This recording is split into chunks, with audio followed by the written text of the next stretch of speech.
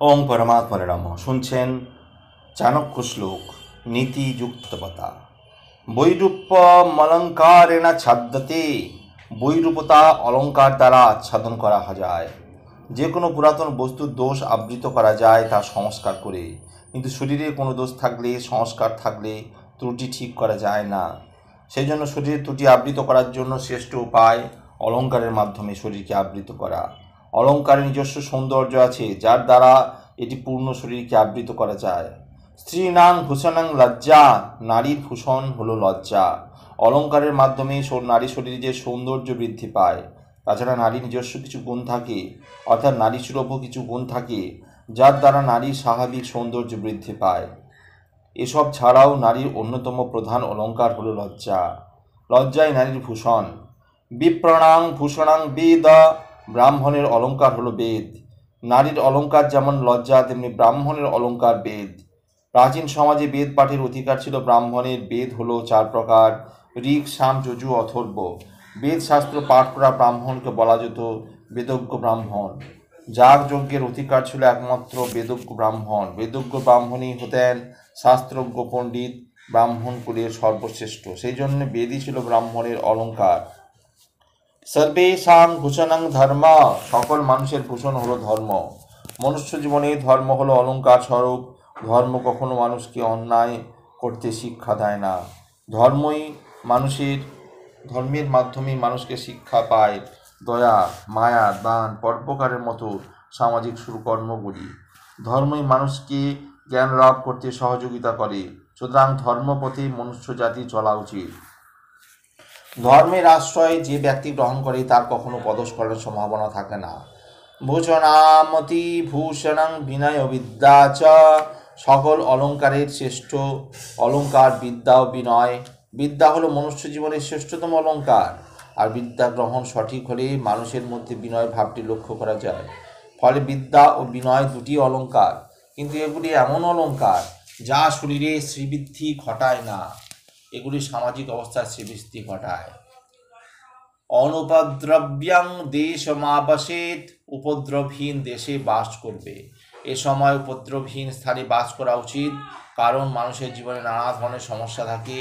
সংসার জীবন অতিবাহিত করতে গেলে বিভিন্ন ধরনের সমস্যা থাকে, সেগুলি ব্যক্তিকে নিজেকে সমাধান করতে হয়। ফলে উপদ্রব স্থানে বাস করলে আরও নানা রকম সমস্যার সম্মুখীন হতে হয়। সাধু সজ্জনা বহুল দেশা। সাধু সজ্জন বহুল দেশই হলো শ্রেষ্ঠ। সাধারণভাবে বলা হয়, যে দেশে রাজা বিদ্বান ঋণদাতা মানুষ থাকে সেই দেশেই মানুষ বসবাসের পক্ষে উপযুক্ত।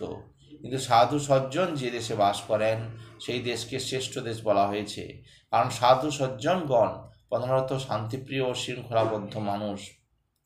রাজ্ঞ ভেতব্যম সর্বকালম। রাজাকে সর্বদা ভয় করা উচিত। রাজার কাজ হলো প্রজা পালন ও দেশকে রক্ষা করা। যে রাজাকে প্রজা পালন করে, প্রজারও কর্তব্য রাজাকে সর্বদা মান্য করে চলা। রাজাকে তার রাজকার্য সামলানোর জন্য বহুবিধ সমস্যার সম্মুখীন হতে হয়। বৃদ্ধির প্রতি রাজাকে দেশের সীমানা বৃদ্ধি, দেশের রক্ষা করার জন্য রাজাকে দৃষ্টি দিতে হয়। সেই সময় যদি প্রজারা বিশৃঙ্খল হয়, তাহলে কঠিন শাস্তির মুখে প্রজাদের পড়তে হয়। আর প্রজাদেরও কর্তব্য রাজার সুকর্মের প্রতি আনুগত্য প্রদর্শন করে সুনিয়ম নীতি পালন করা। তাহলে যেমন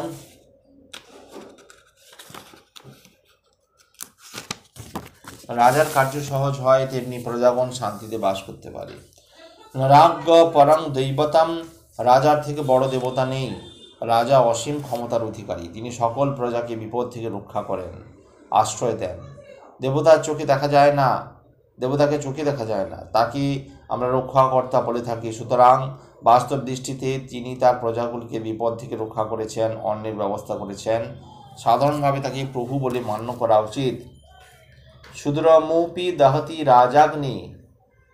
বহুদূর পর্যন্ত দগ্ধ করে রাজরোষ। রাজরোষ অতি সাংঘাতিক। অগ্নি সমস্ত কিছু দগ্ধ করে ছারখার করে দেয়, কিন্তু রাজরোষের জের যতদূর যেতে পারে তা কেউ জানে না। রাজার ক্রোধে পড়লে কোনো ব্যক্তির আর্থিক, সামাজিক, মানসিক সমস্ত ধরনের ক্ষতি হতে পারে।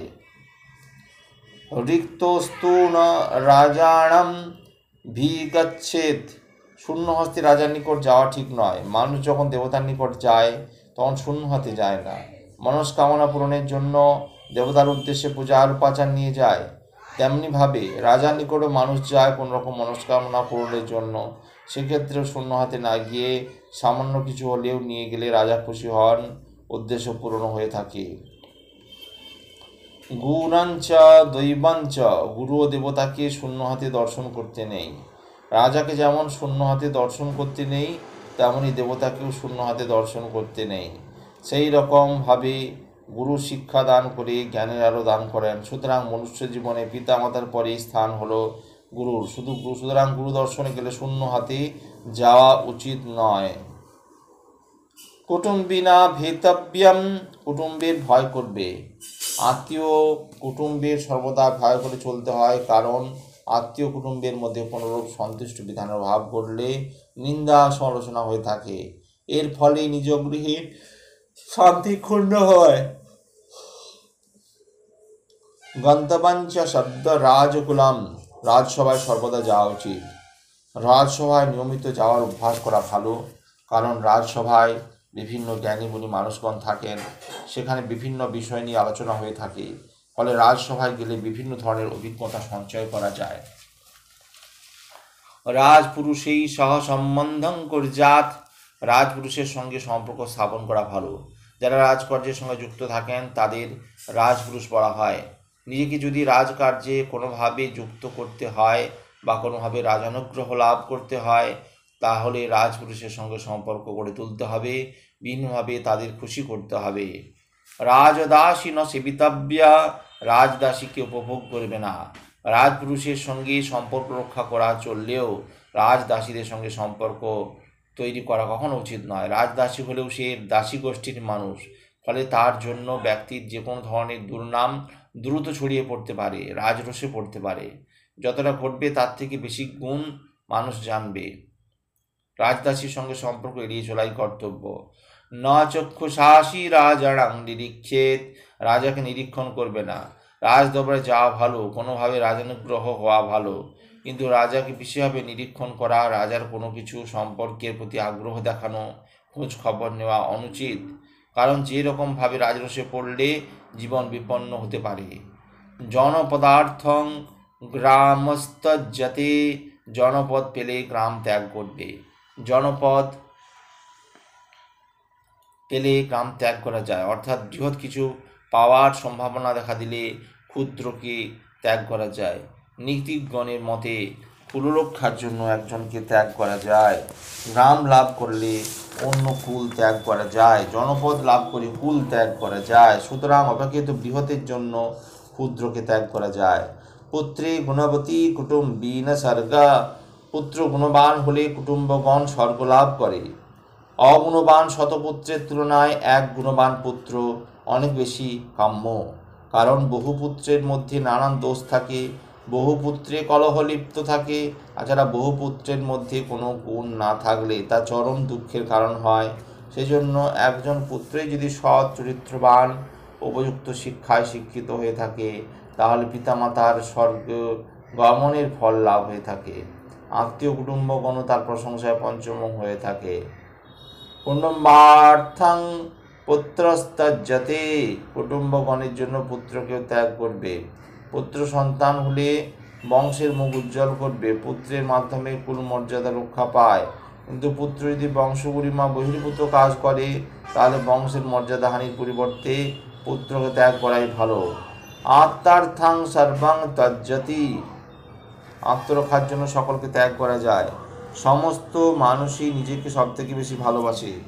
মানুষ যে কাজই করে সেখানে অত্যন্ত আত্মতুষ্টির ব্যাপারে লক্ষ্য রাখে। নিজের ক্ষতি সাধন করে কখনো কাজ করা উচিত নয়। নিজেকে রক্ষা করার জন্য প্রয়োজনে সমস্ত কিছু ত্যাগ করা যায়, আত্মরক্ষার প্রতি কোনো অবহেলা করতে নেই। গ্রামার্থং কুটুম্বস্ত্যজ্যতে, গ্রামের জন্য কুটুম্ব ত্যাগ করা যায়। বৃহৎ কোনো কিছু লাভ হওয়ার সম্ভাবনা থাকলে ক্ষুদ্র বস্তুকে ত্যাগ করা যায়। সেই জন্য যদি গ্রাম লাভ হওয়ার সম্ভাবনা দেখা যায়, তাহলে আত্মীয় কুটুম্বদের ত্যাগ করা যায়। এমনকি গ্রামকে রক্ষা করার জন্য প্রয়োজনে আত্মীয় কুটুম্বদের ত্যাগ করা যায়। বৃহৎ স্বার্থের জন্য ক্ষুদ্র স্বার্থকে বিসর্জন দেওয়া হয়।